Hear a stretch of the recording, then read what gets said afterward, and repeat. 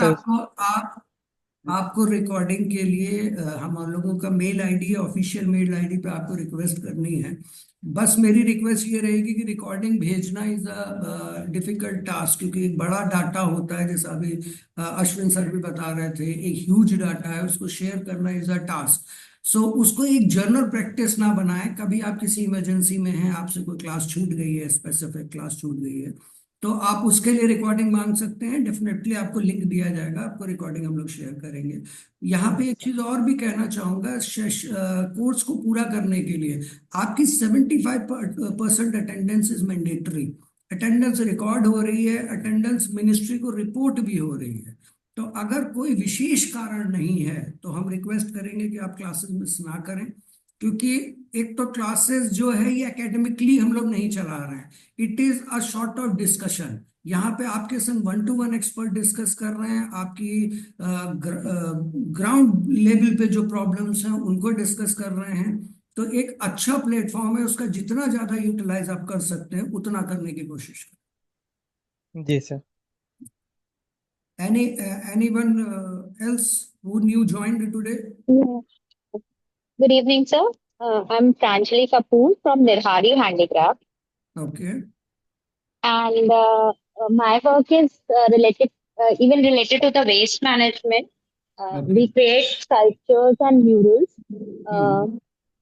and I have these kind of services. Plus, the products are into candles, cow dung products are also there, like ghee diyas and cow dung dhoop sticks.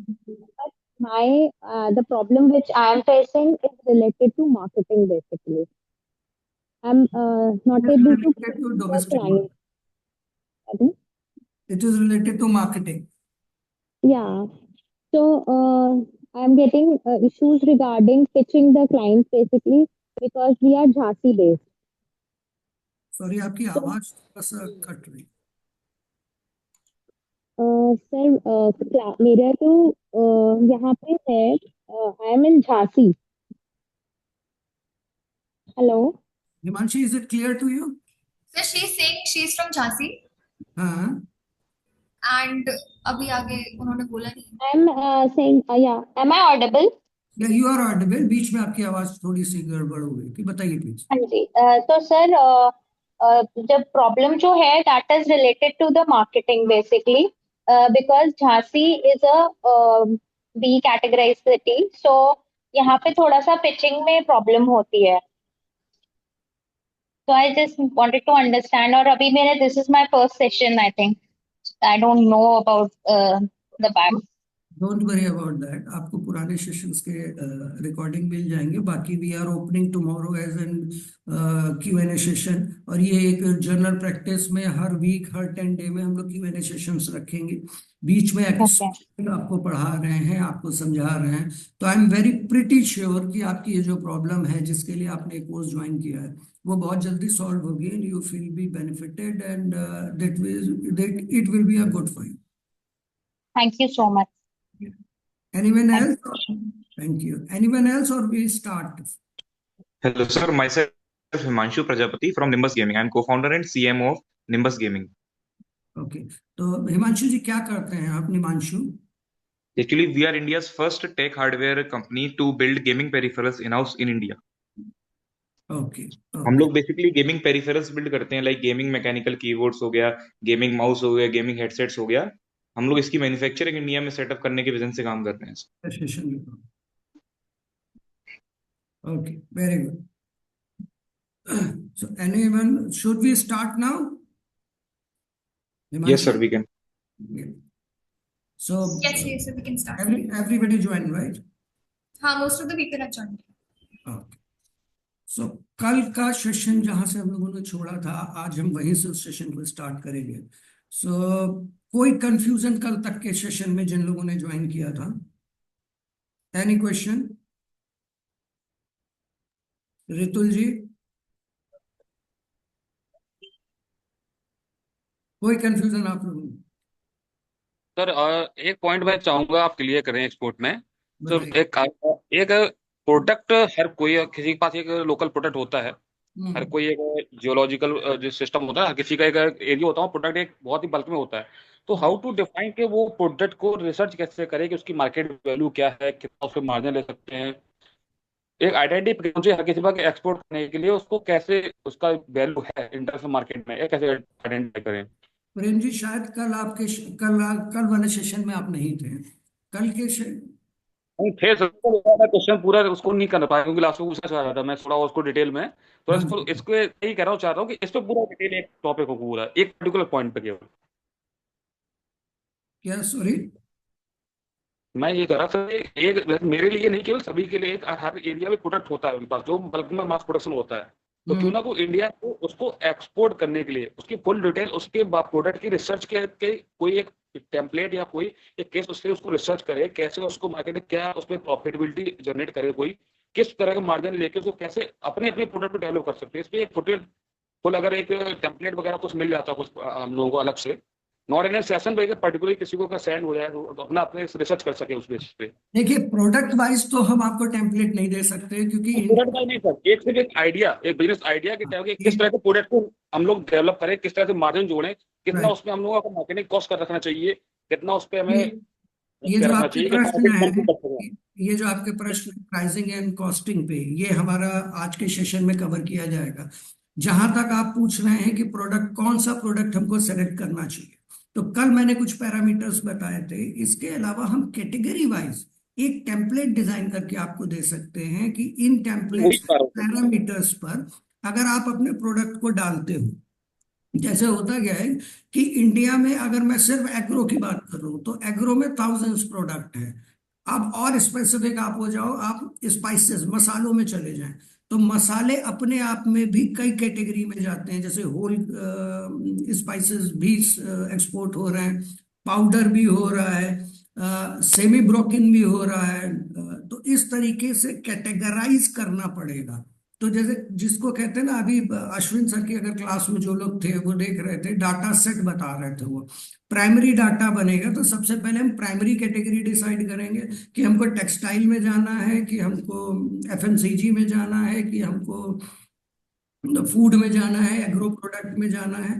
अब आप agro में मान लीजिए चले गए तो agro में आपको ग्रेन में जाना है कि प्रोसेस फूड में जाना है। प्रोसेस फूड में आप चले गए तो प्रोसेस फूड में जाने के बाद हम मार्केट सिलेक्शन करते हैं। जैसे कि मैं अपनी स्लाइड खोल रहा हूँ।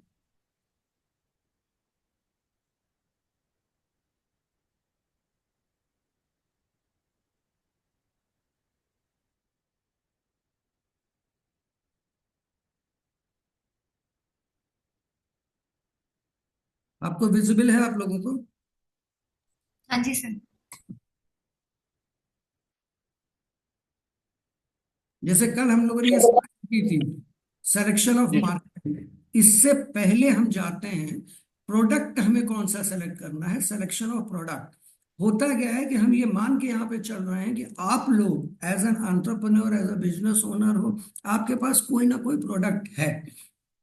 तो ये जरूरी नहीं है कि आप उस प्रोडक्ट पे लिमिटेड रहें फॉर एक्सपोर्ट। आप उस प्रोडक्ट में डाइवर्सिफिकेशन कर सकते हैं, आप एक नया प्रोडक्ट इंट्रोड्यूस कर सकते हैं। अगर वही प्रोडक्ट आपका इंटरनेशनल मार्केट में फिट है तो आप उसको भी ले जा सकते हैं। मैंने आपको कल बताए थे 5 point. Demand in international market आप ढूंढोगे कैसे? आपको गूगल पे जाना है, जैसे अभी अश्विन सर डाटा सर्च कर रहे थे जूट का, तो आपको गूगल पे जाना है, आपको डाटा सर्च करना। आप सिंपल गूगल पे टाइप करो, अ, अभी मैंने मसाले की बात की, आप सिंपल गूगल पे टाइप करो top 5 importing country of spices from India. आपको 5 कंट्री की लिस्ट खोल के दे देगा, प्लस स्टैटिकल डाटा दे देगा कि कितने वॉल्यूम में जा रहा है। सेम आप टेक्सटाइल में है, आप मेन शर्ट बना रहे हैं, आप मेन शर्ट टाइप करो top 5 importing countries of main shirt from India, आपको उसका डाटा मिल जाएगा। अभी आपको और अगर रिसर्च करनी है तो आप ये भी सर्च कर सकते हो, who is the top exporting country. कई बार हम कंफ्यूज होते हैं कि ये वाला प्रोडक्ट तो सिर्फ इंडिया बेचता है। कभी जब आप ये डाटा सर्च करोगे तो आपको पता चलेगा कि बहुत सारे प्रोडक्ट हैं जिनमें हमारा कंपटीशन है। जैसे कि टेक्सटाइल में वियतनाम, श्रीलंका, बांग्लादेश हमको कंपटीशन दे रहा है, ग्रो कर रहा है। कहाँ पे मार्जिन्स है, कहाँ पे आपको अपने आप को पिच करना है। अब मैंने कल एक बात बताई थी कि कोई प्रोडक्ट आपका अफ्रीकन मार्केट को सूट कर रहा है, अगर आप उसकी पिचिंग यूरोप में करोगे, यूएस में करोगे, तो वो आपका time, energy and money wasting होता है, उसमें आपका समय नष्ट हो जाएगा। तो सबसे पहले आप अपने प्रोडक्ट पे रिसर्च करें। फिर मैंने कल कवर किया था कि मार्केट सिलेक्शन, आप मार्केट पे रिसर्च करें। 4 भागों में पूरी दुनिया को बांट सकते हैं। कुछ product colour wise, size wise, market के हिसाब से आपको डिफरेंशिएट करने पड़ते हैं, अगर वो प्रोडक्ट जेनरिक नहीं है। जेनरिक की भी मैं बात कर रहा हूँ, जैसे कि अगर आप एग्रो में आ गए, आप राइस में आ गए हो, तो नॉन बासमती राइस जो है वो आपका अफ्रीकन कंट्री में अच्छा बिकता है, गल्फ में अच्छा बिकता है। अगर आप फर्स्ट कंट्री की तरफ जा रहे हो, यूरोप एंड यूएस की तरफ जा रहे हो, तो वहाँ नॉन बासमती कम बिकता है, वहाँ बासमती बिकता है और ग्रेन साइज के हिसाब से बिकता है। अगर आप कपड़ों पे आ जाओ तो कॉटन फैब्रिक जो है, breathable, pure, sustainable, organic cotton, ये उन्हीं कंट्री में बिकेगा जिनके पास पर कैपिटा इनकम है, जिनके पास बाइंग कैपेसिटी है, वो प्रोडक्ट को खरीद सकते हैं। अगर हम उसको बर्मा, श्रीलंका, पाकिस्तान, अफगानिस्तान और अफ्रीका, नाइजीरिया, लोमटोगो में पिच करेंगे, तो वहां ना हमें उसका कस्टमर मिलेगा, अगर मिलेगा भी तो बहुत छोटा वॉल्यूम मिलेगा। तो यहाँ पे आपको एक वाइज डिसीजन लेना है और उसकी मैकेनिज्म है, उसके मैकेनिज्म को समझ के आगे बढ़ना है। Because I'm sorry to interrupt here.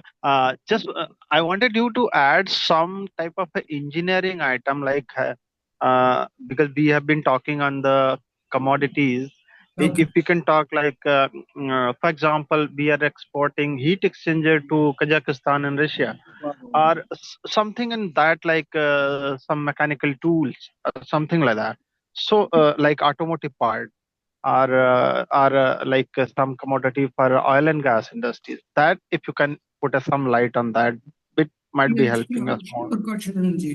देखिए क्या है ना कि जब हम मशीनरीज की बात कर रहे हैं, तो अब हमको ये देखना है कि हम, जैसे अभी मैंने आपको बताया मास्टर कैटेगरी, मास्टर कैटेगरी के बाद सब कैटेगरी, सब कैटेगरी के बाद आपका प्रोडक्ट किस जगह पे आ रहा है। आपने अभी बताया हीटिंग इक्विपमेंट्स अगर हम कुछ बना रहे हैं, तो मेरे लिए बेसिक कंट्री वो होंगी जहां पर ठंड ज्यादा है, या आपने कहा टूल्स की बात करी, या ऑटोमेटेड पार्ट की बात करी। ऑटोमेटिक पार्ट इंडिया में बहुत ज्यादा auto parts manufacturing and export हो रहे हैं। Basically we are exporting to Germany, Germany में बहुत ज्यादा डिमांड है। तो आप अगर अपने प्रोडक्ट के एचएसएन कोड के हिसाब से सर्च करते हो गूगल पे जाके, तो आपको top importing countries and top exporting country दोनों दिखा दिए, गूगल दिखाता है, प्लस स्टैटिकल डाटा भी दिखाता है। आपको एचएसएन कोड क्लियर नहीं है अगर, तो आप सिर्फ प्रोडक्ट के नाम से भी उसको सर्च कर सकते हो। कभी कभी क्या होता है, प्रोडक्ट का नाम, मेरे देश में किसी प्रोडक्ट को कुछ कहा जाता है, या किसी प्रोडक्ट को मैं किसी और से नाम से जानता हूँ, इसलिए it is better to search through an HSN code. Clear? Correct, sir. Yeah. Any other But question? sometime what happens, we have in India we have a different HSN code, and in Russia we have a different HSN code. That create confusion. If you use custom HSN code, it is all around the world. It is the same HSN.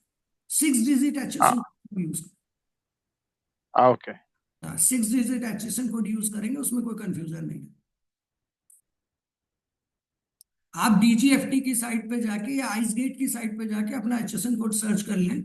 वैसे HSN code में difference नहीं होता, India में 4 digit कई बार use किया जाता है और internationally it is 6 digit SH. So should we start? Any other question? कल हम लोग ने यहाँ पे छोड़ा था कि हम लोगों को बायर कैसे मिलेगा। सबसे इंपॉर्टेंट, सबसे ज्वलंत मुद्दा है कि हमने सारा प्रोडक्ट तैयार कर लिया, बना लिया, सैम्पलिंग कर ली, मार्केट सिलेक्शन कर लिया, प्रोडक्ट सिलेक्शन कर लिया, अब हमको बायर कैसे मिलेगा। तो मैंने आपको कुछ मैकेनिज्म बनाए थे। देखिए सबसे पहला तो था सोशल मीडिया। सोशल मीडिया मतलब जो दिखता है वही बिकता है। आपको अपने प्रोडक्ट को बहुत अच्छे से दिखाना पड़ेगा, प्रॉपरली दिखाना पड़ेगा। प्रेजेंटेशन का जमाना चल रहा है। आज की तारीख में जितना अच्छा प्रेजेंटेशन होगा, उतनी जल्दी आप अपने प्रोडक्ट को बेच सकते हैं।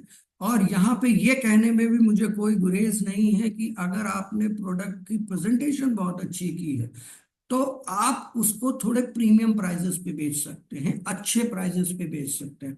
तो ऑलवेज कीप इन माइंड कि प्रोडक्ट की क्वालिटी के संग आपका प्रेजेंटेशन स्किल भी अच्छा होना चाहिए। आप लोग खुद अगर अपने ऊपर देखिए, जब आप व्यापार कर रहे हो तो मेरा मानना यह है कि हमेशा आपको इस चीज का ध्यान रखना चाहिए कि जो चीज आपको खुद में अच्छी लगेगी।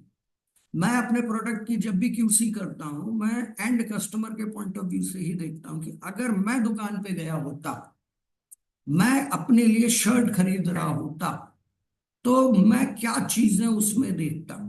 कल भी मैंने एक एग्जांपल लिया था कि अगर आप अपने आप को B2B पोर्टल पर या सोशल मीडिया पे प्रेजेंट कर रहे हो, इंस्टाग्राम पे प्रेजेंट कर रहे हो, तो आप कितनी इंफॉर्मेशन चाहते हो किसी और के प्रोडक्ट को परचेज करने का डिसीजन लेने के लिए, वो बेयर मिनिमम इंफॉर्मेशन आपके प्रोडक्ट में होनी चाहिए। से फॉर एग्जांपल आपको एक इलेक्ट्रॉनिक इक्विपमेंट बेच रहा है, तो अगर आप मोबाइल फोन बेच रहे हो और आज आप अपने लिए मोबाइल फोन खरीदने जाओगे तो आपको क्या क्या इंफॉर्मेशन चाहिए, उसका साइज क्या है, बैटरी लाइफ क्या है, उसके कैमरे का पिक्सल्स कितना है, उसका प्रोसेसर क्या है, उसकी रैम क्या है, वो 8-10 इंफॉर्मेशन जो आप अपने लिए समझते हो कि बहुत मैंडेटरी है। तो जब आप अपने प्रोडक्ट को अपलोड कर रहे हैं, जब आप अपने प्रोडक्ट को प्रेजेंट कर रहे हैं, तो कभी कभी हम ये मान के चलते हैं कि जितना ये अंडरस्टूड है, ये तो मेरे कस्टमर को पता ही होगा क्योंकि वो मेरा कस्टमर है और वो ये प्रोडक्ट खरीदने आया है। ये हमसे एक बहुत बड़ी गलती होती है। अंडरस्टूड कुछ नहीं है। When you are in to the virtual world, तो व्हाट इज अंडरस्टूड? आपको बताना है, क्रिस्प बताना है, सिंपल बताना है और टू द पॉइंट बताना है। देखिए, किसी के पास समय नहीं है कि आपका 1.5 पन्ने का प्रेजेंटेशन पढ़े, आपका 1.5 पन्ने का राइटअप पढ़े, वो भी सोशल मीडिया पर या आपके B2B पोर्टल्स पे। तो आपको बुलेट फॉर्म पे अपनी यूएसपी को प्रेजेंट करना है, मेन पॉइंट्स लिखने हैं। मैंने कल आपको बताया था social media, B2B portals, buyer seller meet, buying agents and sourcing agents, international trade fair, multi-level websites and EPCs and India mission abroad। यहां तक सबको सब कुछ क्लियर है? अगर कोई कंफ्यूजन हो, क्योंकि ये एक बहुत इंपॉर्टेंट स्लाइड है, फिर मैं आगे, अभी तक हम थ्योरेटिकल स्लाइड्स पे चल रहे थे, आगे मैं प्रैक्टिकल एस्पेक्ट्स पे आ जाऊंगा। एनी क्वेश्चन और we move further? I think यहां तक सारी चीजें क्लियर हैं। अब एक बहुत इंपॉर्टेंट पॉइंट आता है प्राइसिंग। अभी प्रेम जी ने भी कहा था कि प्राइसिंग क्या होनी चाहिए मेरे प्रोडक्ट की। देखिए, प्राइसिंग एक बहुत क्रूशियल एस्पेक्ट है। Price should be value of money. आपके प्रोडक्ट की वैल्यू होनी चाहिए।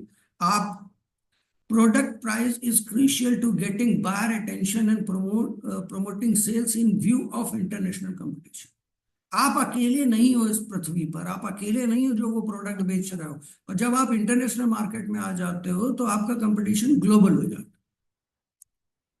आप जो प्रोडक्ट बेच रहे हो वही प्रोडक्ट चाइना भी बेच रहा है, रफ एग्जाम्पल के तौर पे वही वियतनाम भी बेच रहा है, वही कोरिया भी बेच रहा है।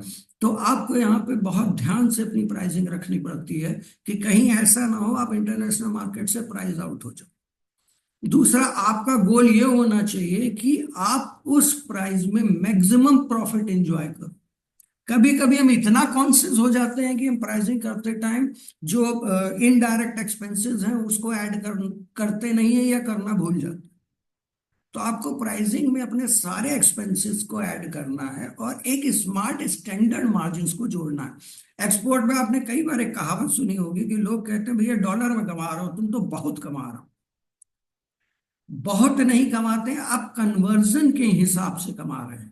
आपकी परसेंटेज ऑफ मार्जिन्स अच्छी है। अगर आप अपने मार्जिन्स को बहुत बढ़ा लोगे, अनरियलिस्टिक मार्जिन्स कर लोगे, तो आप मार्केट को पेनिट्रेट नहीं कर पाओगे। मार्केट में घुसने में आपको दिक्कत होगी। आपको ऑर्डर नहीं मिलेंगे, मैं ये नहीं कहता हूं, ऑर्डर हो सकता है मिल जाए, पर वो रेगुलर फ्रीक्वेंसी ऑफ ऑर्डर्स नहीं रहेगी। और एक ऑर्डर दो ऑर्डर में कोई कमा नहीं पाता है।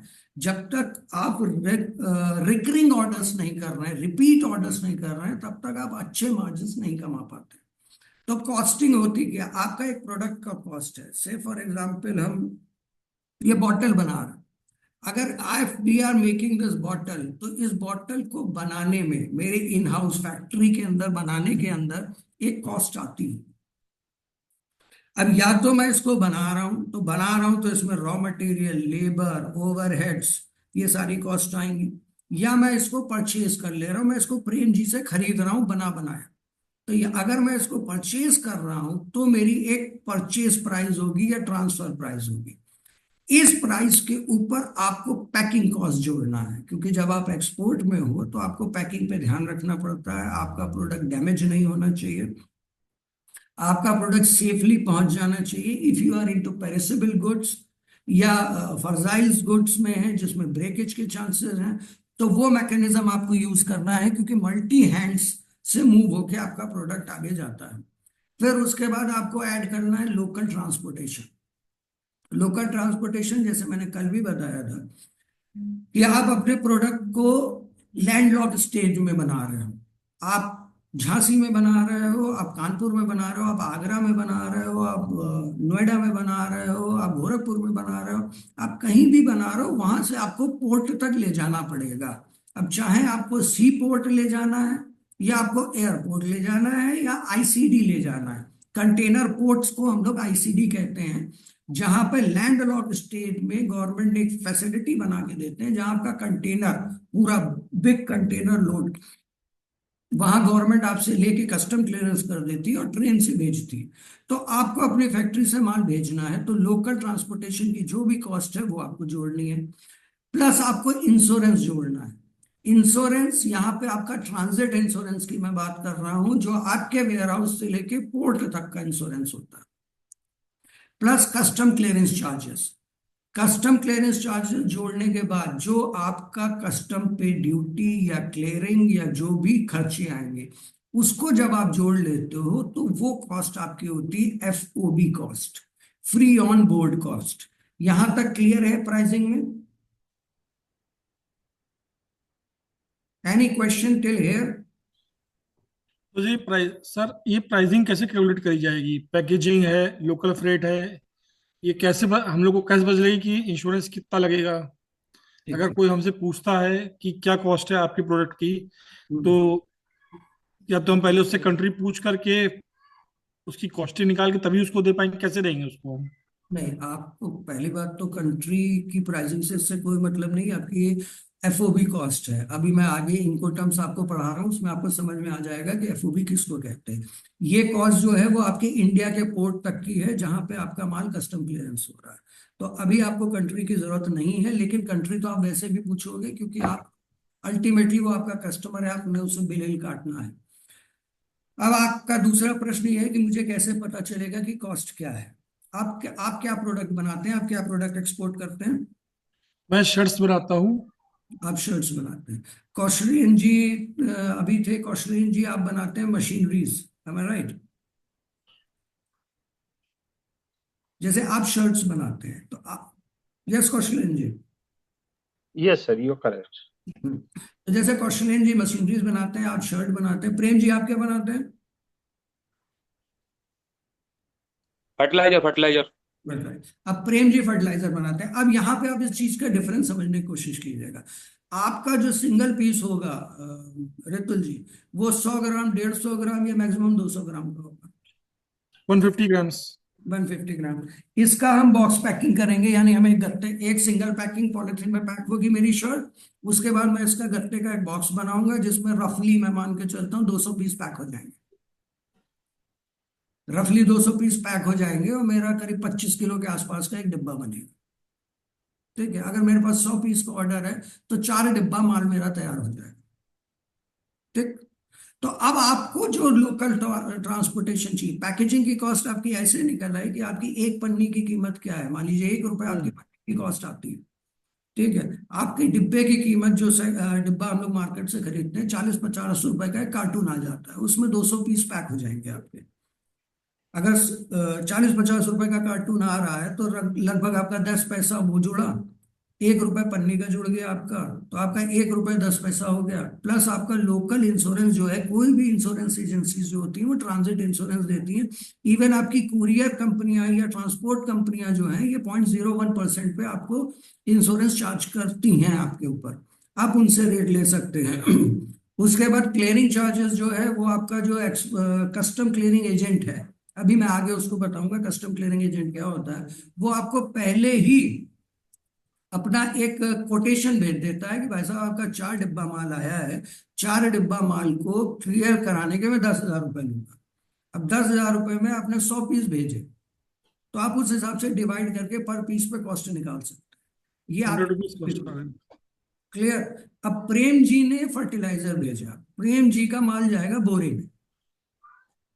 अगर हम मान के चलते हैं कि ये ड्राई फर्टिलाइजर है तो ये बोरी में जाएगा, तो आप कुरियर या ट्रांसपोर्ट से माल भेज रहे होंगे, वहीं प्रेम जी जब अपनी पैकिंग की कॉस्ट निकालेंगे तो इनको पता करना होगा कि एक बोरी, एक कट्टे की कॉस्ट क्या है। कस्टमर ने अगर 50 किलो के कट्टे में माल मांगा है तो इनकी कॉस्टिंग निकलेगी केजी या टन के हिसाब से, जैसे इन्होंने कोटेशन दिया हुआ है। मान लीजिए इन्होंने केजी में कोटेशन दिया है और 50 किलो का कट्टा ये ले रहा है, एक कट्टा इनको 100 रुपए का पड़ रहा है, तो उस हिसाब से ये पर केजी पे कॉस्ट जोड़ लेंगे। Getting clear. ओके उसी के संग लोकल ट्रांसपोर्टेशन होगा, क्योंकि इनका माल 2-4 बोरी तो जाएगा नहीं, इनका माल जाएगा 10 टन, 20 टन, 5 टन, 50 टन, इस तरीके से। तो ये ट्रक वाले से बात करेंगे, ट्रांसपोर्टर से, कि भैया मुझे यहाँ से माल मुंद्रा भेजना है या दादरी भेजना है, एक गाड़ी भेज दो 8 टन की। इनकी 8 टन की गाड़ी जाएगी तो 8 टन से डिवाइड कर लेंगे कि मुझे एक गाड़ी 8 टन माल भेजने में 10,000 रुपए का खर्चा आता है। कस्टम क्लियरेंस ये अपने एजेंट से पूछेंगे, इंश्योरेंस इनको भी वैसे ही पता करना है। अब ये आप और ये दोनों मिलके इंश्योरेंस ले सकते हैं, या तो ये जनरल इंश्योरेंस कंपनियां होती हैं जिनकी फ्रीक्वेंट शिपमेंट जाती रहती हैं, वो अपने यहाँ ही इंश्योरेंस काट लेते हैं, वो उनके पास पेपर रहते हैं, मैकेनिज्म है, सब ऑनलाइन है, तो वहां से आपको चार्जेज आ जाते हैं। मोटा मोटी इंश्योरेंस का बहुत खर्चा नहीं होता, 1 लाख पे 100 रुपए का खर्चा आता है मोटा मोटा, बहुत ज्यादा इंश्योरेंस, ट्रांजिट इंश्योरेंस का खर्चा नहीं आता है। हम लोग जो अभी कस्टम में इंश्योरेंस करा रहे हैं, हम warehouse to warehouse करा देते हैं, हम आपके पोर्ट से वेयर हाउस से लेके कस्टमर के वेयर हाउस तक का इंश्योरेंस करा लेते हैं एक ही बार। तो अब आप देख रहे हैं डिफरेंस, इनका भी क्लियरिंग चार्ज 10,000 रुपये पड़ेगा, इनका कस्टम क्लियरिंग जब बताएगा, मोटा मोटी इनका भी क्लियरिंग चार्जेस 10,000 रुपये पड़ेगा। आप 4 डिब्बा माल भेजोगे, आप कुरियर या ट्रांसपोर्ट से भेजोगे, आप अपनी गाड़ी में रख के ले जा सकते हो, इनको ट्रांसपोर्टर से प्राइसिंग निकालनी पड़ेगी, तभी एफओबी प्राइस निकालेंगे। वही कॉस्ट रेंज ही अगर मशीन्स भेज रहे हैं, से फॉर एग्जांपल इनका मशीन का पार्ट इस तरीके से मशीन तैयार हो रही है, जो एक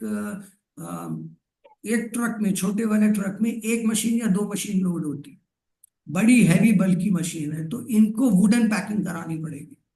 पहले बबल पैकिंग होगी मशीन के ऊपर, फिर वुडन पैकिंग होगी, फिर इनको एक क्रेन भी चाहिए जो इनके वेयर हाउस से उठा के ट्रक पे लोड करे, और पोर्ट पे भी एक क्रेन चाहिए जो ट्रक से उठा के नीचे अनलोड करे और वहां पोर्ट पे रखे। तो ये इस हिसाब से कॉस्टिंग निकालेंगे कि एक ट्रक यहाँ, इनके यहाँ कानपुर से लेके मुंद्रा तक जाने में, एक ट्रक 10 टन के ट्रक में जो खर्चा आएगा, वो खर्चा प्लस पैकिंग कॉस्ट, क्योंकि इनकी पैकिंग कॉस्ट आप दोनों की पैकिंग कॉस्ट से बिल्कुल डिफरेंट और ज्यादा हो जाएगी। इनकी कस्टम क्लियरेंस में हो सकता है कोई लाइसेंस की जरूरत पड़ जाए, बीआईएस लगेगा, तो उसके चार्जेस जुड़ेंगे। तो ये अपनी एफओबी कॉस्ट इस तरह से निकालेंगे। Is it clear now? Sir एक क्वेश्चन है सर, बताइए। इंश्योरेंस हमेशा इनवॉइस पे लगता है या सारा एंड प्राइसिंग पे लगता है आफ्टर? मतलब टोटल प्राइस इंश्योरेंस पे जो लगता देते है हैं या एंड प्राइस पे लगता ये तो हमारे इनवॉइस पे लगेगा ना सर? है? इनवॉइस वैल्यू पे लगेगा, टैक्सेबल वैल्यू के पहले, विदाउट जीएसटी ना, जो मेन वैल्यू होगी हमारी। हाँ, में टैक्सेबल वैल्यू के पहले, विदाउट टैक्सेबल वैल्यू जो आपकी नेट वैल्यू आ रही है, उसके ऊपर इंश्योरेंस चार्ज होगा। ठीक है। ऑल ओवर कंट्री अगर एंड टू एंड का इंश्योरेंस कराएंगे तब भी उसी पे लगेगा? हाँ, इंश्योरेंस अलग अलग तरीके से होता है। अब आप मरीन इंश्योरेंस ले लो, ट्रांजिट इंश्योरेंस ले लो, उस तरीके का इंश्योरेंस है। नॉर्मली हम लोग warehouse to warehouse insurance जो कराते हैं एक्सपोर्ट में, वो कॉम्प्रिहेंसिव करा देते हैं। जहाज डूब जाए, गाड़ी पलट जाए, आग लग जाए, कुछ भी हो जाए, आपको 80% 90% पैसा मिल जाता है, क्योंकि वो प्रीमियम बहुत इनवाइस ज्यादा है। इनवाइस पेमेंट मिलेगा, जीएसटी प्लस आपका जो ट्रांसपोर्टेशन चार्ज है वो उसमें नहीं जुड़ेगा। नहीं नहीं, इनवॉइस वैल्यू पे मिलेगा, आपकी वैल्यू पे इंश्योरेंस मिलेगा ना। Right, so okay, clear. आगे बढ़े। Okay sir. देखिए, अब ये जो मैं आपको समझाने जा रहा हूँ इनको टर्म्स, इसको बहुत ध्यान से समझिएगा। ये आपकी एक्सपोर्ट की जिस्ट है। आगे का आने वाला पूरा एक्सपोर्ट इसी के आगे पीछे घूमना है।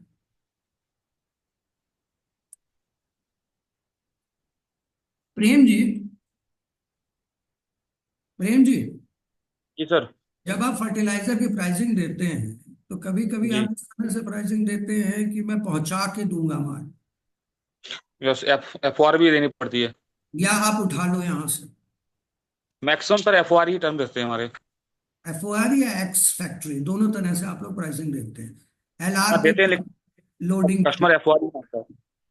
तो होता क्या, इनको टर्म्स इसी का इंटरनेशनल फॉर्मेट है कि आप क्या प्राइसिंग दे रहे हो, उस प्राइसिंग के अंदर में कस्टमर के लिए आपने कौन कौन सी कॉस्ट जोड़ रखी है।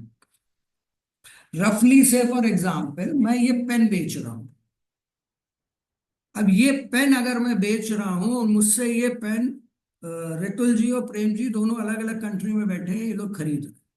इस पेन की कीमत है $10 एक्स फैक्ट्री। इसका मतलब मैं इसको बनाऊंगा, डिब्बे में पैक करूंगा और अपनी फैक्ट्री के गेट पे रख दूंगा कि भाई साहब, मेरी फैक्ट्री तक का जितना भी खर्चा है वो मैंने बेयर किया है, और इसकी वैल्यू है $10 ex factory.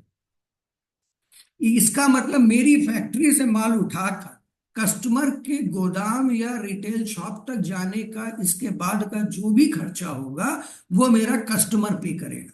It is very clear, internationally clear, कि अगर आपने अपनी इनवॉइस या कोटेशन पे लिख दिया है एक्स फैक्ट्री, तो आपसे कोई पूछने नहीं आएगा कि आप ये माल मुझे कहाँ पे लाके दोगे। उसको पता है आपके गेट से माल उठाना। इसके बाद एक सबसे प्रचलित शब्द है FOB, फ्री ऑन बोर्ड। अभी मैंने पिछली स्लाइड में भी आपसे कहा था कि आपकी जो कॉस्टिंग है, your FOB cost will be this and this. FOB का मतलब होता है फ्री ऑन बोर्ड। अगर मैंने ये कह दिया, मैंने रितुल जी को कहा था कि ये $10 एक्स फैक्ट्री आपको पेन ले जाना दे रहा हूं, वही मैं प्रेम जी से अगर ये कहता हूं कि I will give you this pain in $10 FOB new Delhi या बॉम्बे या मुंद्रा, तो इसका मतलब ये हुआ कि मैं इसको बनाऊंगा, इसको पैक करूंगा, पैक करने के बाद मैं अपनी फैक्ट्री से लेके इसको डिसाइडेड पोर्ट तक भेजूंगा, चाहे वो नई दिल्ली का पोर्ट है या मुंद्रा पोर्ट है या बॉम्बे का पोर्ट है। वहां तक का भाड़ा, इंश्योरेंस सब मैं पे करूंगा, और हमारे इंडिया के कस्टम के जो भी खर्चे होंगे, जो भी क्लियरिंग चार्जेस है, इंस्पेक्शन चार्जेस है, हैंडलिंग चार्जेज है, वो सब मैं पे करूंगा और इंडियन बाउंड्री से फ्री कर दूंगा, और फ्री करके बोट पे लोड करा दूंगा, फ्री ऑन बोट। तो ये मैं आपको $10 का दूंगा, यानी मेरी कंट्री के अंदर का जो भी खर्चा इस पे लगने वाला है वो मैं बेयर कर रहा हूं। उसके बाद के जो भी खर्चे उससे मुझे मतलब नहीं। आप माल पानी से ले जाओ, हवाई जहाज से ले जाओ, कुरियर से ले जाओ, मुझे कोई मतलब नहीं। तो इसका मतलब हुआ फ्री ऑन बोर्ड। भारत सरकार आपको जितने भी बेनिफिट देती है, जितने भी कस्टम से बेनिफिट मिलते हैं, वो सब FOB वैल्यू पे मिलते हैं। आपकी इंडिया के अंदर क्लियर कराने तक की जितनी भी कॉस्टिंग आई, उसको कवर करते हुए सारे बेनिफिट हमको इसमें मिलते हैं। तो free on board is very important. फिर आता है कॉस्ट, इंश्योरेंस एंड फ्रेट। अगर मैंने अब ये कह दिया कि यही पेन $10 CIF जेबल अली दुबई है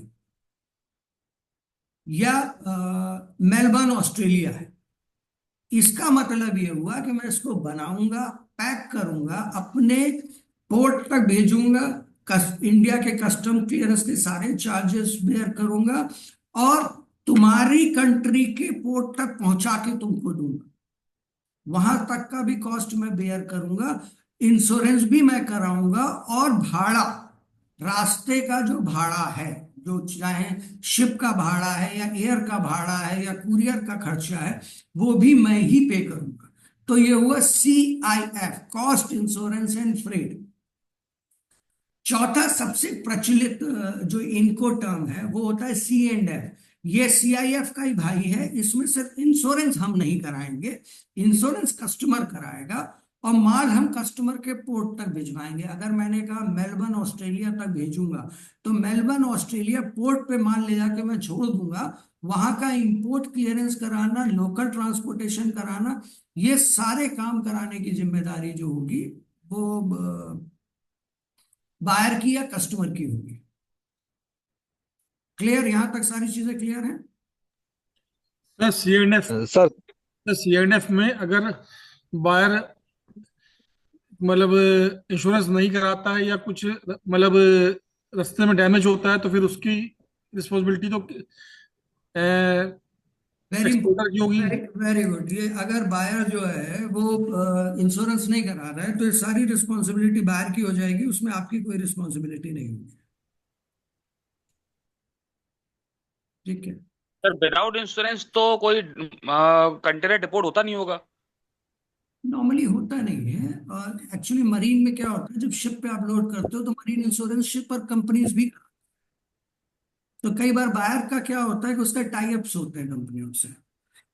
1 मिनट जरा, मुझे 1 मिनट का समय देंगे आप?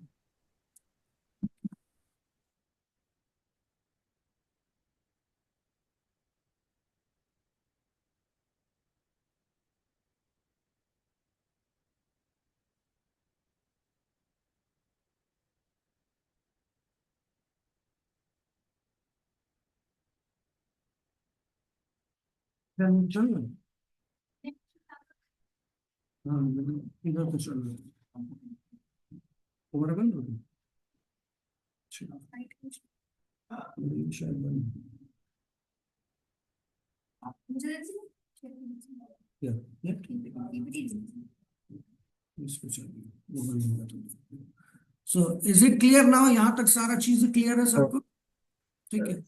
हो सकता है हमारे यहाँ सर ये सीएनएफ को जो सीएनएफ में जैसे इंश्योरेंस बायर देगा, तो ये बायर ये कहाँ से ये लेता है? हमारे एक्स फैक्ट्री से वो अपने कंट्री पोर्ट तक का इंश्योरेंस पे करता है, या अपना हमारे पोर्ट से अपने पोर्ट तक इंश्योरेंस पे करता है?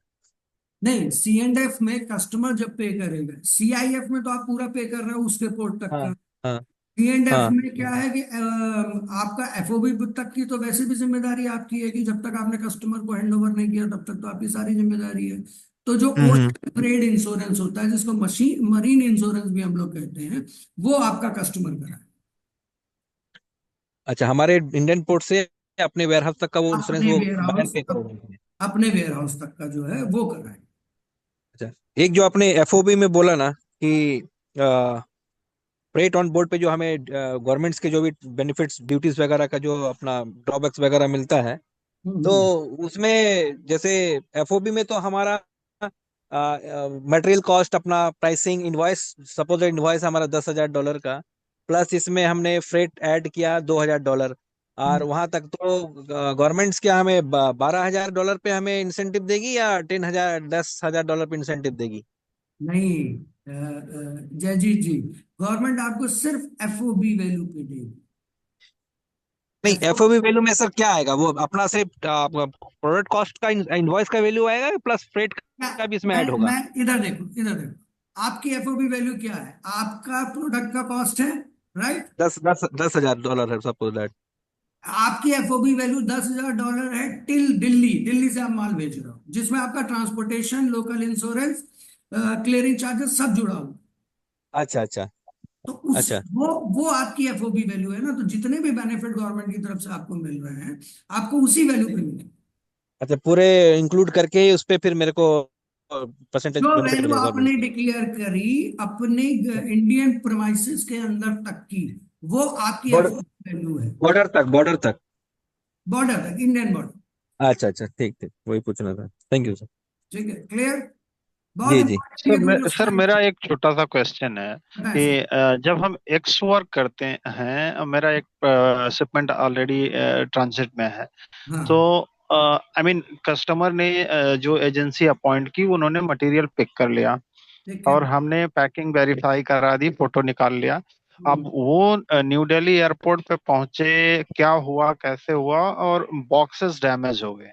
हम्म। अब बॉक्स का जो रीपैकिंग या मेंटेनेंस चार्जेस है वो तो हमको नहीं बेयर करना है, बट यहाँ की जो एजेंसीज होती हैं वो फिर हमको प्रेशराइज करती हैं कि इसका जो रिपेयर कॉस्ट है ये आप बेयर करो, हमको इनवॉइस इशू करते हैं। उस केस से कैसे हम डील करें? सर देखो, ऐसा होता है ना, ये इनकी बदमाशी होती है, बिल्कुल मैं क्लियर शब्दों में कह रहा हूँ। आप वहां, करेक्ट सर। आपने देखा तो है नहीं वो हम्म। जब चार्ज भी लगाते हैं, जो बिल भी भेजते हैं ना, हमको पता होता है कि ये हमको चेंज कराने में 3,000 का खर्चा आएगा, उसका वो बिल बना के भेजते हैं 15,000। बिल्कुल बिल्कुल, 15 सम केसेस तो वो 25,000 बना देते हैं। हाँ, वो 25,000 बता देंगे, फिर निगोशिएट होंगे, क्योंकि ये नॉमिनेटेड बायर है कस्टमर का। बहुत ज्यादा करेक्ट। कह नहीं पाते, वो कस्टमर से कहता है माल हैंड ओवर नहीं कर रहे हैं, कॉपरेट नहीं कर रहे हैं, अच्छा आपका पैसा भी फंस चुका होता है। तो इसका करेक्ट। तरीका ये होता है कि जब आप एक्स वर्क में हैंड ओवर ले रहे हैं, आप उनको हम्म। hand करा रहे हो, आप इंस्पेक्शन करा रहे हो, आप इंस्पेक्शन हम्म। हैंड ओवर देते हो, या आप सिर्फ यहाँ से भेज देते हो और उनको नहीं, बिल शेयर कर देते हो? नॉर्मली वो गाड़ी भेज देते हैं या कोई भी एजेंसी अपॉइंट करते हैं, हमारा गाड़ी जा रहा है आप लोड करके भेज दो, बाकी कुछ नहीं होते हैं। तो आप आपकी अगली बार से क्या करिएगा, आप एक डिक्लेरेशन बना लीजिएगा लेटर हेड पर अपने, और हम्म। उसके संग जब आप हैंडओवर कर रहे हो तो आप उसकी फोटोज खींच लीजिए, चारों एंगल से एक छोटा वीडियो बना लीजिए, और हम्म। उस डिक्लेरेशन पे एक साइन करा लीजिए कि at the time of handover at my premises at my factory, the packing correct. goods are absolute in the perfect form, and we are not liable and responsible for any damage in transit as we are dealing with buyer on X work basis। Correct. ठीक है। अगर आप ऐसे correct. करोगे तो normally फिर वो उसमें बदमाशी नहीं करते हैं। अगर फिर भी वो करेक्ट। कर रहे हैं तो आप उनको ये भेज सकते हो कि भाई साहब, मैंने जब आपको हैंड ओवर किया था तब मेरा हम्म। प्रोडक्ट सही था, और मेरा करेक्ट। प्रोडक्ट सही है, और मैं जो भी पैसा आपको रीपैकेजिंग के लिए दूंगा वो मैं बायर को बिल करूंगा, तो एक बार आप बायर से मुझे मेल करा। करेक्ट। सर एक एक प्रॉब्लम और आती है, यहाँ के एजेंसी जैसे कि कहीं कहीं पे हम लोग मर्चेंट एक्सपोर्टर की तरह एक्ट करते हैं, तो वो एक स्कोमेट लेटर होता है कुछ, वो अब उसके चार्जेज अलग से आ जाते हैं। वो किसके स्कोप में जाएगा, वो हमको बेयर करना पड़ेगा या वो कस्टमर के स्कोप में जाएगा? नहीं, वो अगर आपको पहले से क्लियर है, देखिए हम्म। आप डॉक्यूमेंट लेटर जो ले रखा है उसके चार्जेस कौन आपसे मांगता है, एजेंट मांगता है कि बायर मांगता है? एजेंट मांगता है, एजेंट मांगता है। आप जब भी एजेंट से डील करो, देखिए ये पैकेजिंग में बहुत गंदा खेल चल रहा है मार्केट में। इसमें हम्म। कभी कभी ये होती है कि एक्सपोर्टर बेचारा कुछ कमाता नहीं है, सिर्फ और सिर्फ जो बिल्कुल, इतने लेटर सारे होता है, चार्जेस डाल देते हैं हाँ। कि फिर हमको दिक्कत हो जाती है। तो अब आप उसके लिए दो मैकेनिज्म बना लीजिए, आपको बहुत शांति मिल जाएगी। आप जब भी कोई हम्म। नॉमिनेटेड एजेंट आपको बाहर नॉमिनेट करता है, आप हम्म। उसको शिपमेंट की डायमेंशंस डिटेल, पैकिंग डिटेल्स वगैरह का फॉर्मेट, पैकिंग लिस्ट हम्म। और ये सब बना के आप उसको भेजो, and ask them for the quotation कि इस माल करेक्ट। को यहाँ से उठा के क्लियरिंग कराने तक का क्या कोटेशन लगेगा। आप मुझे एक कोटेशन बना के शेयर कर दीजिए, and without accepting and approving my quotation I am not going to entertain or hand over this consignment to you. और बायर को आप उसमें सीसी में रखो। ओके। ठीक है। बट सर इस केस में तो जो भी चार्जेज हैं वो बायर के स्कोप में होते हैं, तो हमें तो ना ना, मटेरियल हैंड ओवर करना होगा। आपको मटेरियल हैंड ओवर करना है, आपके कोई भी चार्जेस आपके ऊपर एप्लीकेबल नहीं है। एक्स वर्क में आपने एक बार गुड्स को चेक करा के हैंड ओवर कर दिया तो आपको देने की जरूरत नहीं है। बट होता गया है क्योंकि जो मैंने कहा ना कि साइकोलॉजिकली पैसा आपका फंसा हुआ। क्योंकि वो परेशान करते हैं कि नहीं नहीं अभी कस्टम में आपका मटेरियल फंसा हुआ है, ऐसे आप क्लियर नहीं करोगे तो आपको फाइन पड़ जाएगा, ये आप होगा ये होगा, उसके आप लिए फिर आप पैनिक होके उनको पे आप कर देते हो। आप कॉन्स्टिट्यूएंसी आपकी एक काम ये करो, if you have any nominated any forwarding agent with you, अगर नहीं है हम्म। तो मैं आपको एक दो रेफर कर दे रहा हूँ। अब जब भी बायर हम्म। को नॉमिनेट करे, buyer can be nominate only the forwarding agent, not a clearing agent. Okay. तो ओके। आप अपने एजेंट से क्लियरिंग करा के हैंड ओवर करो। परफेक्ट। ये मेरी सही है सर। मेरी जितनी भी शिपमेंट जाती हैं, मैं बाहर से नॉमिनेशन मांग, अगर बाहर मुझे नॉमिनेशन देता है तो मैं उसके हम्म। नॉमिनेशन एजेंट से उसकी फ्लाइट डिटेल मांग लेता हूँ, वेयर हाउस एड्रेस मांग लेता हूँ। मेरा जो अपना एजेंट है जो पिछले 32 ईयर से मेरा काम कर रहा है, वो पूरी पेमेंट की टेक केयर करता है। मैं उसके वेयर हाउस में माल भेज देता हूँ यहाँ से, वही अनलोडिंग कराता है, वही लेबलिंग कराता है, वही कस्टम क्लियरेंस करा के पेपर वर्क पूरे फाइल करके बंच बना के इनको हैंड ओवर कर देता हाँ, ओके ओके। है। इन दिस केस मुझे दो सेटिस्फेक्शन होते हैं कि देखिए कई बार क्या होता है ना, एक एचएसएन कोड बदलने से आपका ड्रॉबैक मर गया, आपके बेनिफिट करेक्ट। गए, हम्म। आपका अननेसेसरली डिले हो रहा है बिकॉज यू आर डिपेंडेंट, और आप उससे करेक्ट। लड़ते नहीं हो क्योंकि आपका पैसा फंसा हुआ होता है वहां पे, और बायर भी उसको ज्यादा सुनता है, आपको कम सुनता है। बिल्कुल सही है सर, उस केस में तो वही होता है। आप अपना क्लियरिंग एजेंट रखिए, उसका फॉरवर्डिंग एजेंट है, इज ओके। ठीक है sir, thank you. And goods receipt लेकर जो हैंड ओवर हम्म रिसिप्ट होती है, आपका एजेंट जो आपका नॉमिनेटेड आपका क्लियरिंग एजेंट है, वो जब भी हम्म। इनको हैंड ओवर करेगा तो ही साइन रिसिप्ट, ये इनका प्रैक्टिस है। वो अपनी फॉरवर्डिंग रिसिप्ट साइन करा कर उनसे ले लेता है, that is negotiable document which you can negotiate in the bank also. Correct correct, thank you so much, it helps. Sir ये एयरपोर्ट में क्लियरिंग एजेंट और फ्रेट फॉरवर्डर दोनों अलग अलग हमें हायर करना चाहिए कि एक ही से ही सारा काम कराना चाहिए? इस प्रोडक्ट की बात कर रहे हैं आप? फ्रेट शिपमेंट के लिए, कोई भी प्रोडक्ट शिपमेंट के लिए फ्रेट फॉरवर्डर और क्लियरिंग एजेंट जो सीएचए का काम करेंगे, आप ये दोनों सेम नहीं सेम होना सेम, चाहिए कि अलग अलग? नहीं आपको सेम, अभी आपको पूरा शिप नहीं बुक करना होता है या वैगन नहीं बुक करनी होती for you, for me, for us like we are MSMEs. तो हम लोगों के लिए जो हमारा क्लियरिंग एजेंट है वही एज अ फॉरवर्डिंग एजेंट भी एक्ट करता है। फॉरवर्डिंग एजेंट का मेजर काम क्या है कि आपका प्रोडक्ट को लेना है और ट्रांसपोर्टिंग कंपनी, शिपिंग लाइन या एयरलाइन से कोऑर्डिनेट करके स्पेस बुक करा के उसको हैंड ओवर कर देना और डॉक्यूमेंट रिसीप्ट ले लेना। तो जो आपका क्लियरिंग एजेंट है, he can perform this job perfectly और आपको खर्चा भी कम पड़ेगा। तो आपको शुरू अच्छा, में यही करना चाहिए। तो सब अपना सीएचए का काम भी वही कर देगा, डॉक्यूमेंट बीएल वगैरह का जो भी है सारा काम वही कर देगा फिर सब वो? सब वही करके देगा। नॉर्मली जितने भी क्लियरिंग एजेंट है वो फॉरवर्डिंग एजेंट भी होते अच्छा, हैं। Any other thank you. Question? Sir इसमें जो सी एंड एफ है इसमें सर अभी अपना रुको जो रुको, अभी कॉस्ट है फोन। वो एफओ भी ज्वाइंट एज अ ट्रीट होगा? क्या? Sorry again. जो सी एंड एफ है, लास्ट का पॉइंट है, जो सी एंड एफ है अपना हाँ कॉस्ट एंड फ्राइट, इसमें कॉस्ट अपना एज ए एफओ भी यहाँ पे हम लोग उसको कंसिडर करेंगे ना सर, प्लस देखिए, फ्राइट होगा? देखिए एफओबी तक का तो कॉस्ट मुझे पता है, मेरा ये है। हाँ ठीक है, वो तो एफओ भी क्लियर हो गया। हाँ, आपने सी एंड एफ को बोलना है ना इसमें नेक्स्ट स्लाइड में? अब इसमें हमको करना क्या है, अब आपको ये जानना है जो रितुल जी का प्रश्न था, तो क्या मुझे बाहर से उसकी कंट्री पूछनी है? बाहर से आपको उसका डेस्टिनेशन पोर्ट पूछ, ठीक है। जैसे दुबई का बाहर है तो वो आपसे माल मांगेगा जेबल अली। जेबल अली एक ही पोर्ट है दुबई में, तो आपने माल लोड किया मुंद्रा से गुजरात या नवा शवा मुंबई से, तो मुंबई से जेबल अली के शिप का क्या भाड़ा होगा बस वो ऐड कर देना, क्योंकि बाकी उसकी एफओ भी रहेगा अपना, बाकी तो कॉस्ट में मैंने अपना एफओ भी रहेगा। बाकी तो मैंने आपकी कॉस्टिंग निकाली रखी है। हाँ एफओ भी रहेगा बाकी, ठीक। और जब आप लोग निगोशिएट करें कभी भी कस्टमर से, जब भी आप कोटेशन दे रहे हैं, निगोशिएट कर रहे हैं, निगोशिएशन हमेशा एफओबी पे करिए, और वो आपको इंसिस्ट करेगा कि आप सीआईएफ या सीएनएफ पे करिए, बट उस जगह आपका एक सिंपल सा जवाब होना चाहिए, sir we'll keep ocean freight as actual. जो भी भाड़ा लगेगा बाई शिप बाई एयर वो हम एज एक्चुअल जोड़ देंगे, रिसिप्ट चार्जेस पे ले लेंगे। आप मेरी जो प्राइसिंग निगोशिएट करनी है वो मेरे दाम पर करो, एफओबी पे आप कर लो, उसके ऊपर तो से भाड़ा और इंश्योरेंस ही लगना है, वो हम आपको अलग से बता देंगे, टायर्ड हो जाएंगे। अदरवाइज क्या होता है, जब आप सीआईएफ प्राइस पे निगोशिएट करने लगते हो तो उसमें एक मेजर पार्ट ओशन फ्रेट और इंश्योरेंस का होता है। निगोशिएशन में अगर जरा सी मिसकैलकुलेशन हो गई तो आपको शिपिंग लाइन को तो पैसा देना ही देना है, वो आपके मार्जिन को कंप्रोमाइज कर जाएगा।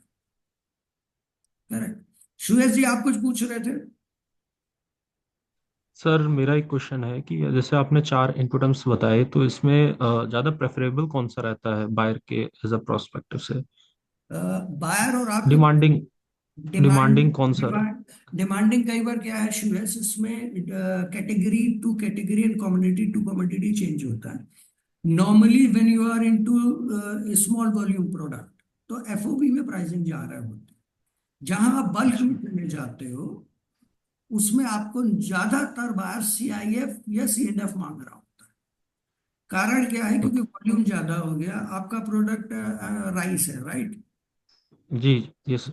जैसे यू आर इनटू कम्युनिटी, तो आपका माल जाएगा तो एक कंटेनर जाएगा, एक कंटेनर में 25 से 26 टन माल होता जी सर। है ना? तो उसमें बायर कभी भी नहीं। और हमेशा क्या होता है, शिपिंग लाइन कलेक्ट पे जब ले जाती है, कलेक्ट का मतलब ये है कि यहाँ से माल लोड हो गया, जब माल वहां कस्टमर छुड़ाएगा तब पैसा देगा, तो उसमें कुछ चार्जेस ऐड कर देती है जो कैरियर कंपनीज। तो कस्टमर को ये सस्ता पड़ता है कि वो आपको पैसा दे दे और आप यहाँ पर शिपिंग लाइन को पैसा दे दो। दूसरा, उसका जो रिस्क है वो ये खत्म हो जाता है कि जब उसने ऑर्डर दिया, मान लीजिए उस टाइम $200 का फ्रेट था, और जब तक आपने शिपमेंट की वो 250 हो गया, तो आपके प्राइसेस तो फिक्स हो चुके हैं, तो कस्टमर वो रिस्क अपना मिटिगेट कर देता है, वो आपके ऊपर डाल देता ओके। है। हाँ, तो आपके लिए प्रेफरेबल एफओबी है, और सबसे अच्छा तो एक्स वर्क है। एक्स आप वर्क। हाँ, लेकिन x work is not in practice, कोई जल्दी लेगा नहीं आपसे। तो एफओबी इज इन प्रैक्टिस। आप सारे नेगोशिएशन एफओबी पे करो। उसके बाद जब वो सीआईएफ या सीएनडीएफ मांगता है, उससे कह दो एज एक्चुअल मैं आपको कॉस्ट जोड़ के दे दूंगा। आप अपने एजेंट से ओशन फ्रेट ले लो, मैं अपने एजेंट से ले लेता हूँ, जो सस्ता पड़ेगा उससे भेज दिया जाए। अच्छा। सर एक क्वेश्चन, जब भी एफओबी पे नेगोशिएशन होती है तो एफओबी में सर हमारा फ्रेड और इंश्योरेंस तो कॉमन रहेगा, जो नेगोशिएशन होगी वो एक्स वर्क को ही कंसीडर करके करना होगा ना हमें सर? देखिए, हमेशा क्या, जब आप कॉस्टिंग करोगे तो हमेशा आपको एक निगोशिएशन स्लिम मार्जिन रखना। ये एक नॉर्मल नॉर्मल प्रैक्टिकल ज्ञान है कि जब भी आप कॉस्टिंग करते हैं तो उसमें हम लोग ओवरहेड में 5%, जैसे अगर हैंडीक्राफ्ट या टेक्सटाइल है तो 5%, अगर मशीनरीज वगैरह है तो 2%, 3%, ग्रेन्स वगैरह है तो 1-2%, इतना निगोशिएशन मार्जिन एड ऑन करके चलते हैं। क्योंकि ये मान के चलते हैं कि मांगने से तो कुछ नहीं मिलेगा, जो भी हम मांगेंगे बाहर कुछ तो कम करा ही लेगा। तो ऐसा ना हो कि हम प्रेशर में आ जाएं और अपने कॉस्ट के भी नीचे हम चले जाएं, क्योंकि जब वॉल्यूम दिख रहा होता है ना, आपसे अचानक उसने कह दिया मैं 20 कंटेनर मान लूंगा, 20% एडवांस दूंगा, तो आपको वहां वहां करोड़ों रुपए दिखाई देने लगे, और मिस कैलकुलेशन वहीं पे होती है।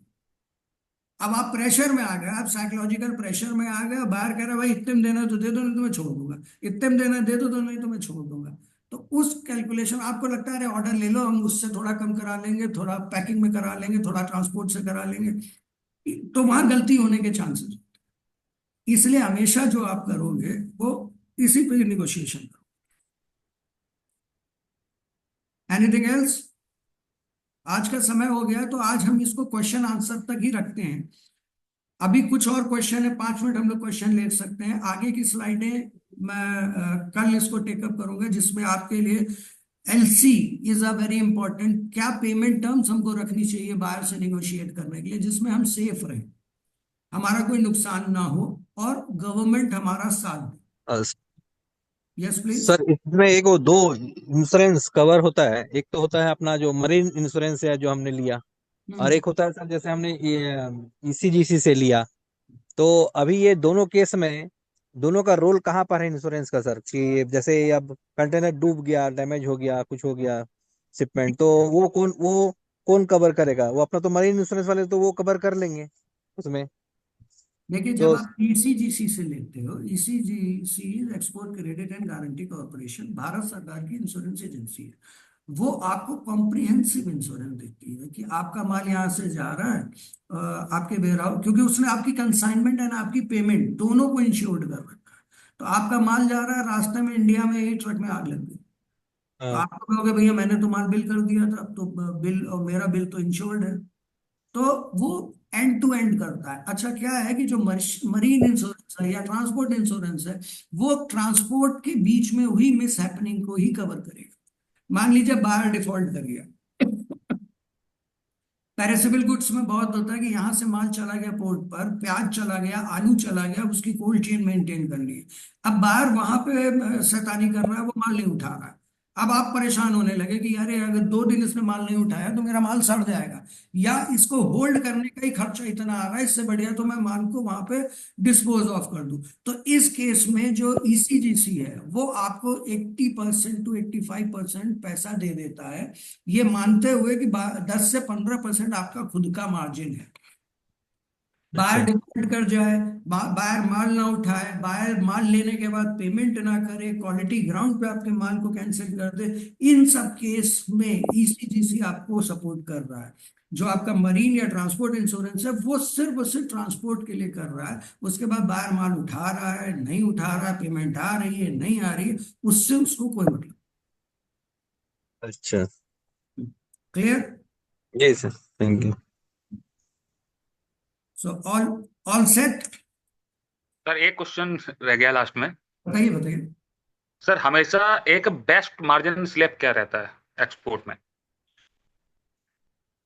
हमेशा एक बेस्ट मार्जिन स्लैब क्या रहता है एक्सपोर्ट में? बहुत बड़ा देखिए, पॉइंट है, क्योंकि मार्केट जब पिचिंग करने जाते हैं तो हम जैसे एक प्रोडक्ट काफी धुरंधर लोग रहते हैं, तो मार्जिन सेट करना एक माइंडसेट पढ़ना होता है बायर का, कि वो एक हम जेन्युइन बायर भी शो हो और मार्जिन भी ऐसे रहे कि हमें लॉस भी ना हो, ज्यादा हमारा एक्स्ट्रा मार्जिन। तो एक स्लैब परसेंटेज कितना रखना चाहिए? देखिए ये कैटेगरी टू कैटेगरी अलग अलग होता है। जैसे मान स्टैंडर्ड लीजिए हम हरी मटर के बारे में सोचते हैं अगर, तो उसमें या गुड़ के बारे में सोच लेते हैं, कच्चे जैसे खाने फूड मटेरियल, इसमें कितना परसेंट मार्जिन रखना चाहिए, इसमें अच्छे से अच्छे ऑर्डर मिले और ग्रोथ डेफिनेटली हो? देखिए मार्जिन का कोई पैरामीटर नहीं है। मार्जिन हमेशा आपके कॉन्फिडेंस के ऊपर, आप अपने प्रोडक्ट को किस मार्जिन पे बेच सकते हो। अगर मैं जेनरिक बात करता हूँ तो जेनरिक ये माना जाता है जो कम्युनिटीज एंड जेनरिक प्रोडक्ट है, जैसे आलू मटर प्याज चावल आपका दाल, ये सब हो गया। इसमें मैक्सिमम टू मैक्सिमम 2 से 3% डोमेस्टिक मार्जिन होता है, और इंटरनेशनल आप इसको स्ट्रेच कर सकते हो 10%। मैक्सिमम। हाँ मैक्सिमम 10%। उसके बाद आप प्राइस आउट हो जाओगे, क्योंकि जैसे आप चावल बेच रहे हो तो चावल इंडिया से भी जा रहा है, वियतनाम से भी जा रहा है, पाकिस्तान से भी जा रहा है। तो अच्छा अभी तो रशिया में लड़ाई हो गई, रशिया यूक्रेन में, नहीं तो वो भी भेज रहे थे। तो आपका ग्लोबल कंपटीशन है, फिर आप प्राइस आउट हो जाओगे। हाँ वही टेक्स तो है कि स्लैब पता होना चाहिए कि कहाँ से हम प्राइस आउट ना हो, और हाँ हमारा मार्केट पर है, ये स्लैब जानना बहुत जरूरी है एक्सपोर्ट में। हाँ। अब जैसे टेक्सटाइल की अगर आप बात करें तो टेक्सटाइल में मार्जिन्स जो हैं आपके 30 से 40% स्टैंडर्ड माने जाते हैं। अब वो आपके गट्स के ऊपर है कि आप अपने प्रोडक्ट में ऐसी यूएसपी रखे हैं कि आप 50 से 70%, 80% मार्जिन पे बेच रहे हैं। कुछ लोगों को मैं ऐसा भी जानता हूँ कि मार्जिन वो स्लिम कर देते हैं, वो 30% को नहीं, वो 20% मार्जिन पे टेक्सटाइल में काम कर रहे हैं, लेकिन वो माल उधार नहीं लेते हैं। वो पेमेंट 1 रुपए का भी 1 घंटे का भी उधार नहीं करते, वो 100% एडवांस लेते हैं, अपनी जेब से पैसा भी नहीं लगाते, बाहर से एडवांस लेके ही माल बनाते हैं। आप हैंडीक्राफ्ट में आ जाओ तो 50 40 से लेकर 100% तक का मार्जिन। आप किस प्रोडक्ट को बेच रहे हो, अब वहां वॉल्यूम नहीं है। देखिए मार्जिन्स एंड वॉल्यूम हमेशा वाइस वर्सा है। जिस प्रोडक्ट बहुतायत में है उसमें मार्जिन्स कम है, जैसे मैंने ग्रेन्स की बात करी, जैसे कॉसरेन जी की मशीनरीज हैं, तो इसमें मार्जिन अगर कोई बहुत यूनिक मशीन्स नहीं है तो मार्जिन स्लिम होंगे। या आपने मार्केट ऐसे पकड़ी है, जैसे मैं ऑटो पार्ट की बात कर रहा था, अगर आप जर्मनी की बड़ी कंपनियों को सप्लाई कर रहे हैं तो आपके मार्जिन्स अच्छे हो जाएंगे, क्योंकि वो कंपनियां महंगा प्रोडक्ट बेच रही हैं। अच्छा जोग्राफिकल भी अंतर होता है, जैसे मैं जब कर रहा हूं, मैं जब जापान के संग काम करता हूं तो मैं कम से कम 60 से 70% मार्जिन पे काम करता हूँ।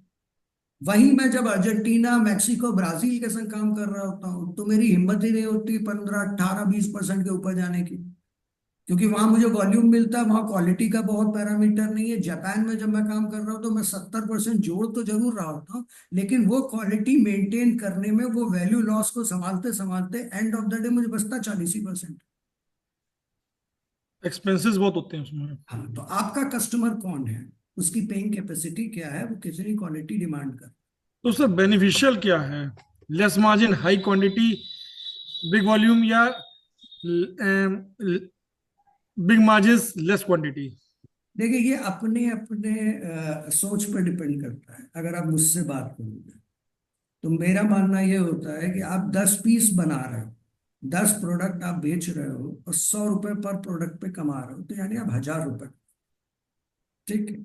और उल्टा आप 100 प्रोडक्ट बना रहे हो और 10 रुपए पर प्रोडक्ट पे कमा रहे हो, तो भी आप 1000 रुपए। तो अगर मेरे जैसे आदमी से आप पूछोगे तो मैं 10 पीस बना के 100 रुपए कमाना चाहूंगा, सुकून से रहूंगा, स्पेसिफिक प्रोडक्ट बनाऊंगा, अच्छे मार्जिन पे प्ले करूंगा। कुछ लोगों को वॉल्यूम पसंद आता है, क्योंकि जो ईयरली वॉल्यूम घूमता है वो वॉल्यूम दिखा रहा है, वो मॉनेटरी वॉल्यूम भी दिखा रहा है। मार्जिन्स कितने बच रहे हैं वो मोटिवेट नहीं कर रहा है।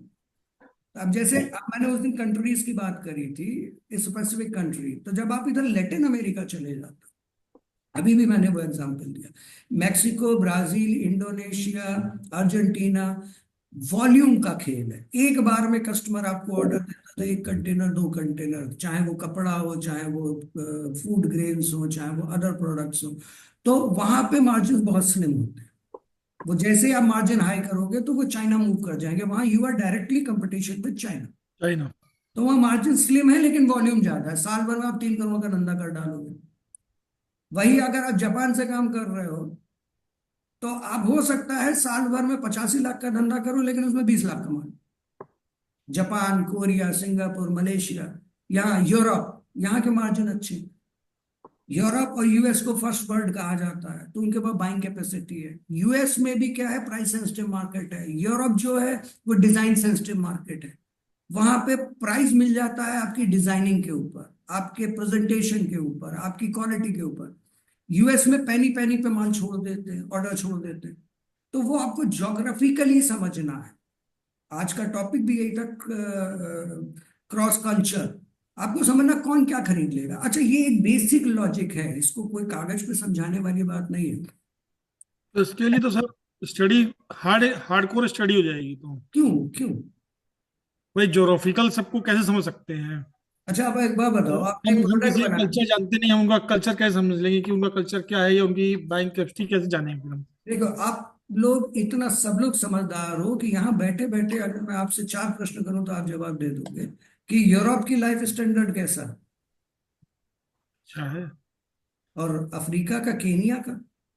सर लो है। अफ्रीका को तो थोड़ा सा लो लगता है, थोड़ा सा उनका जो वियरिंग स्टाइल है, जो गारमेंट्स का स्टाइल है, वो कुछ खास नहीं दिखता है, जो मतलब एज अ टेलीविजन या मतलब जो अब एशिया में आ जाते हैं, बहुत दूर थे।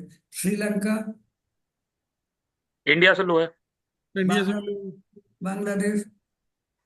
बांग्लादेश खुद बहुत बड़ा मैन्युफैक्चर है सर, पर ड्यू टू हाई पॉपुलेशन और लो इनकम की वजह से थोड़ा सा वो भी डाउन है।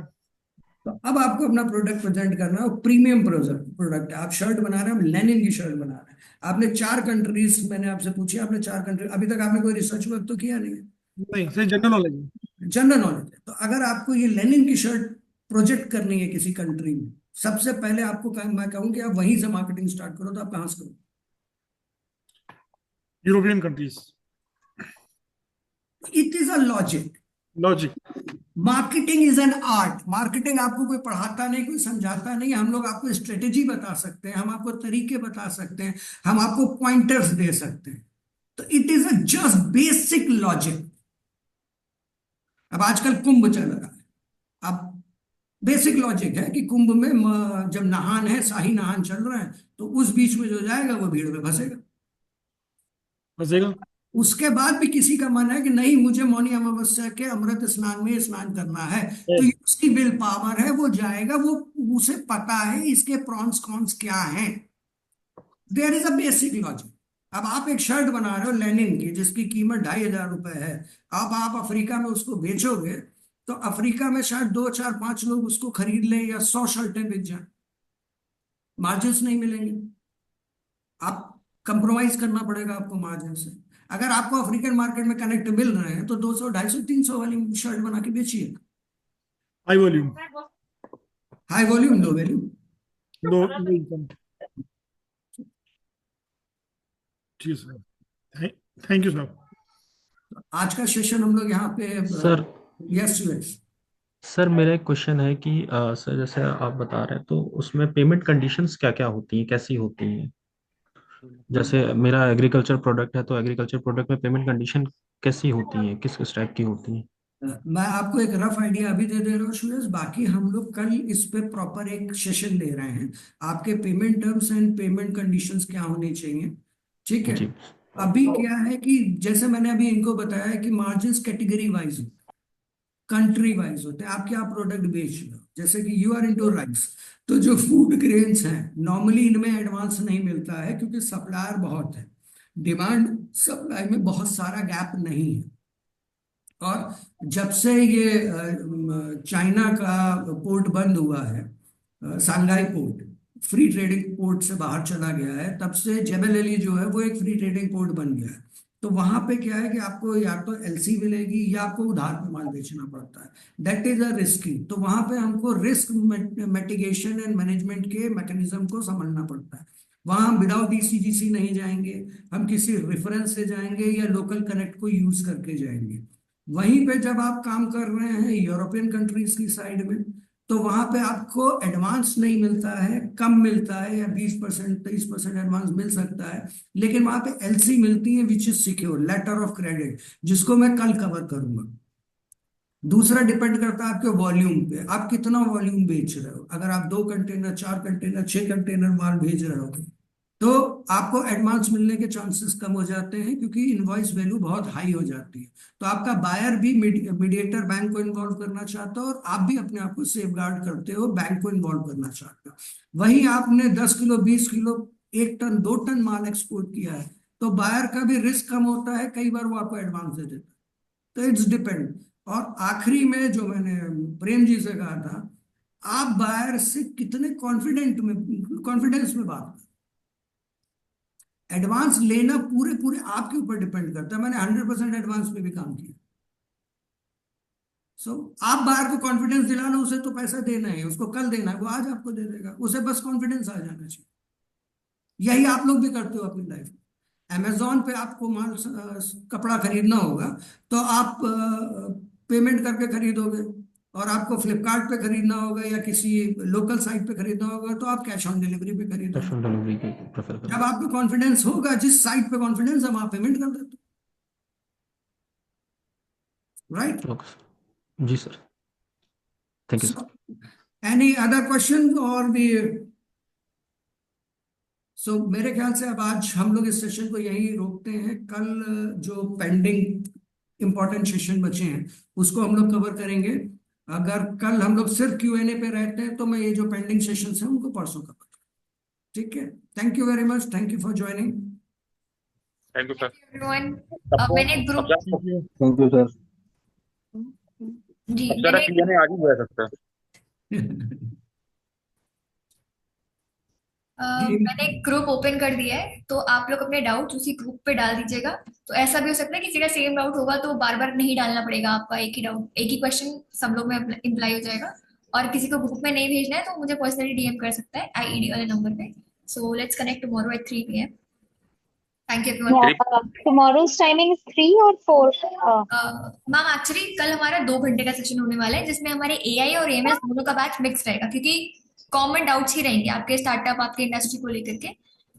क्योंकि वो ऐसे कोई कोर्स स्पेसिफिक नहीं है, आपका मार्केटिंग को लेकर डाउट है तो भी आप पूछ सकते हैं, आपको कोई भी इस कोर्स रिलेटेड डाउट भी नहीं है, आपका कुछ एक्सटर्नल डाउट है स्टार्टअप को लेकर के, आप वो भी पूछ सकते हैं। So it's a open discussion. Okay, अगर नहीं जैसे I just wanted to understand about the domestic pricing even।